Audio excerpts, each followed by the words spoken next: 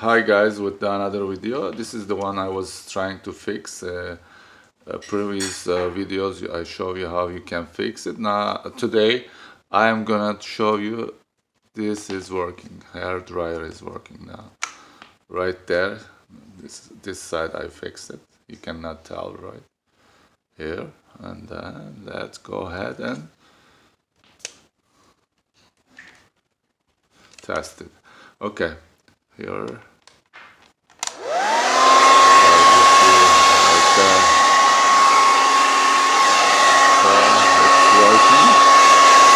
Beautiful and wonderful.